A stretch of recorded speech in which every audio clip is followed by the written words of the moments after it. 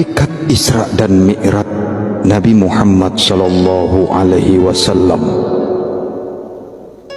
Ketika Nabi Muhammad sallallahu alaihi wasallam diperjalankan Allah melalui Isra Mi'raj menggunakan buraq dari Masjidil Haram di Mekah ke Masjidil Aqsa Baitul Maqdis di Palestina hingga tiba ke Sidratul Muntaha. Maksudnya bagaimana rahasia yang sebenarnya? Mari kita sama-sama buka mata, buka hati, jernihkan pikiran. Perjalanan yang seperti apa Nabi Muhammad sallallahu alaihi wasallam dijemput Allah untuk berjumpa Allah di Sidratul Muntaha? Arti Isra yaitu perjalanan. Secara bahasa berasal dari kata saroh, maknanya perjalanan di malam hari.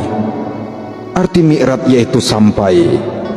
Isra dan Mi'raj artinya perjalanan yang sampai. Berjumpa Allah menaiki apa? Naik buraq. Bagaimana rupa buraq? Kebanyakan orang mengartikan sebagai kuda putih, kuda ada sayap. Mengapa Nabi Muhammad SAW tak naik pesawat jet saja? Itulah makanya jangan tidur dalam bahasa istilah. Buraq dalam bahasa Arab artinya kilat, bukan kuda putih. Kuda putih itu bukan dari orang Islam, tetapi dari bangsa Israel yang mengatakan bahwa buraq itu kuda putih. Buraq artinya kilat, buraq artinya cepat, laju, pantas. Zaman dahulu belum ada jet, jadi kudalah yang paling pantas. Mereka gunakan sebagai bahan acuan. Nabi Muhammad SAW pergi berjumpa Allah dengan berkendaraan pakai kereta cepat, kereta laju. Kereta apa sih? Yang cepat, laju, dan pantas, itu ilmunya. Nabi Muhammad SAW pergi berjumpa Allah dengan naik kendaraan ilmu. Kepantasan ilmunya ataupun kecepatan ma'rifatnya. Jadi ilmulah kendaraan baginda Nabi Muhammad SAW, bukannya kuda putih. Bukan hanya Nabi Muhammad SAW, kita pun sama, boleh. Betul apa enggak? Barang siapa yang mau berjumpa Allah harus ada ilmunya. Betul atau enggak? Karena ada ilmu, mari kita lebih teliti lagi. Nabi Muhammad SAW berjumpa Allah di mana? Di Sidratul Muntaha, di langit. Sedangkan Allah bertempat apa tidak? Tidak dong. Tadi katanya Nabi Muhammad SAW berjumpa Allah di Sidratul Muntaha di langit. Jika di langit harus bertempat, Allah itu tak bertempat. Jadi apa arti langit? Nabi Muhammad SAW berjumpa Allah di langit. Artinya apa? Langit artinya tinggi atau ketinggian. Nabi Muhammad SAW berjumpa Allah di tempat yang tinggi, di ketinggian. Tinggi apanya? Tinggi ilmunya, tinggi ma'rifatnya, baru bisa berjumpa Allah. Bukankah tinggi itu menunjukkan langit atas kepala? Jadi Nabi Muhammad SAW berjumpa Allah di tempat yang tinggi. Tempat yang tinggi itu apa? Tinggi atas bukti, tinggi ilmunya, ma'rifatnya, dan pengetahuannya. Tanpa ilmu tidak boleh mengenal Allah. Bukan langit atas kepala, barulah betul Quran. Itulah kata Nabi SAW berjumpa Allah di tempat yang tinggi.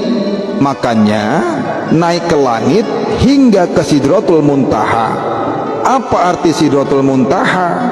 Sidratul Muntaha artinya penamat ataupun penghabisan. Maksudnya sampai kepada penamat ataupun penghabisan. Lengkapnya begini, Sidratul Muntaha itu artinya tahap ilmu yang penghabisan. Jadi Isra itu artinya perjalanan.